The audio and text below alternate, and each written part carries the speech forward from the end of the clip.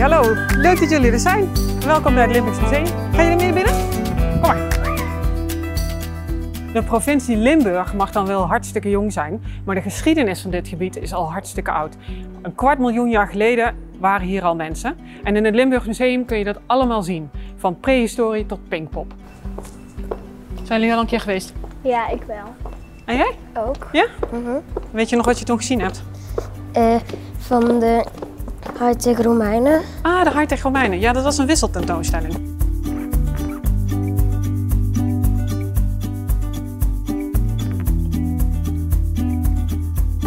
Dit zijn ze, de eerste Nederlanders, de eerste mensen die in Limburg geweest zijn. Neandertalers. 250.000 jaar geleden hebben ze in Maastricht gekampeerd. We hebben daar sporen van vuur gevonden, van vuursteen. Dus ze zijn een korte periode hier geweest. En dat is eigenlijk het begin van onze tijd. Het begin van Limburg en ook het begin van onze archeologische tentoonstelling in het Limburgs Museum. Nou, kijk maar eens hier. En dat zijn wij, hè? Zie je dat? Onze schedel. Maar daarvoor leefden er in Nederland, 250.000 jaar geleden, ook al Neandertalers. Die hebben echt een compleet andere schedel, zie je dat? Wonen die beesten ook hier in Limburg? Ja, die wonen hier wel, in de tijd van de Neandertalers. Maar is dat niet zo'n beest uit de film Ice Age? Ja, daar komen ze ook in voor. Ja, mammoeten. Dat heb jij heel goed gezien, inderdaad.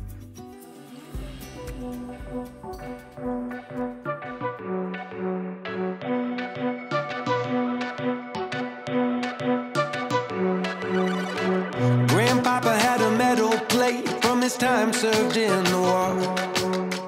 It used to pick up radio waves that he said were from the future.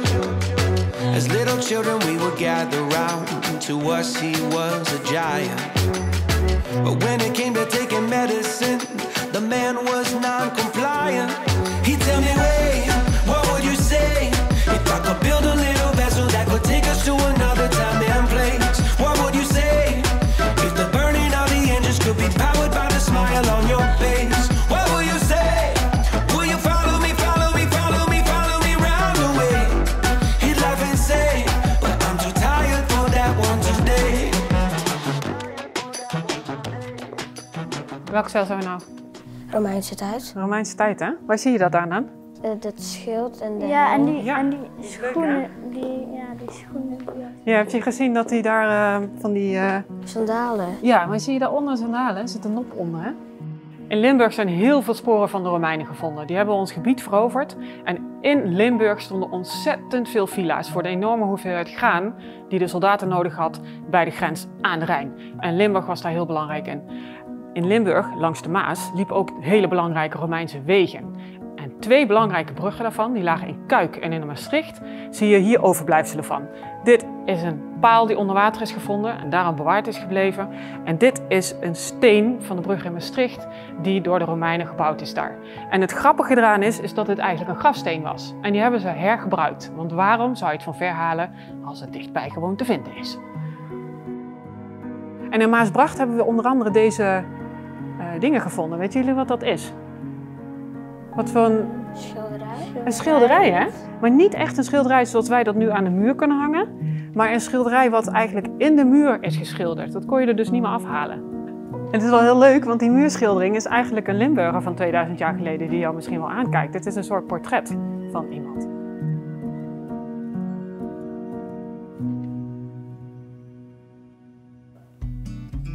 Het lijkt alsof je in musea alleen maar dingen vindt waarvan we alles weten, maar dat is helemaal niet waar.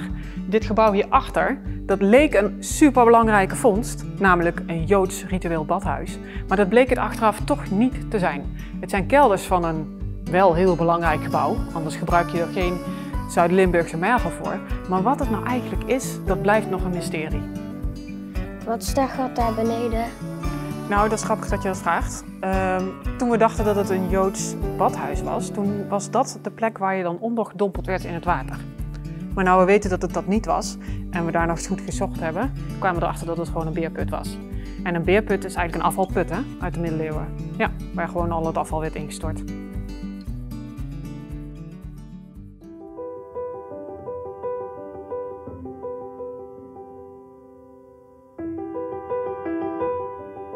Limburg is een hele jonge provincie.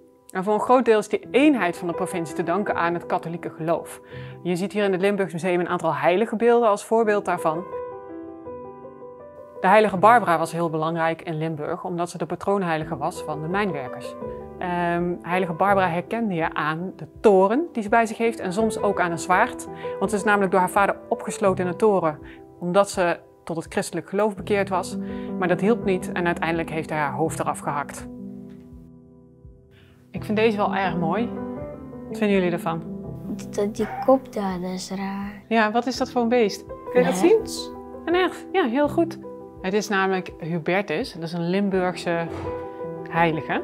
Meestal zie je aan de voorwerpen die een heilige bij zich heeft wat het zou kunnen zijn. Dus hij is de heilige van de jacht. En daarom heeft hij een hert bij zich.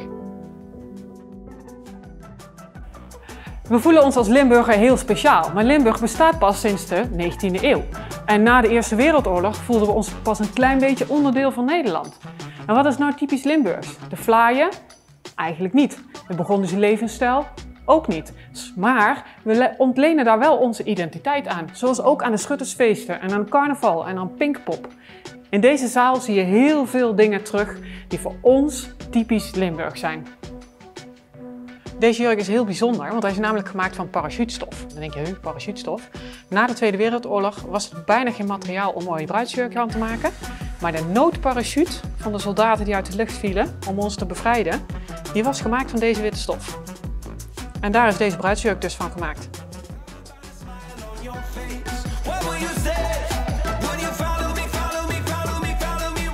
Kom je hier nog een keer terug of niet? Ja? En dan hebben we de volgende keer misschien ook wel een nieuwe tentoonstelling die jullie nog niet gezien hebben. Ja. Dat zou helemaal cool zijn. Ja.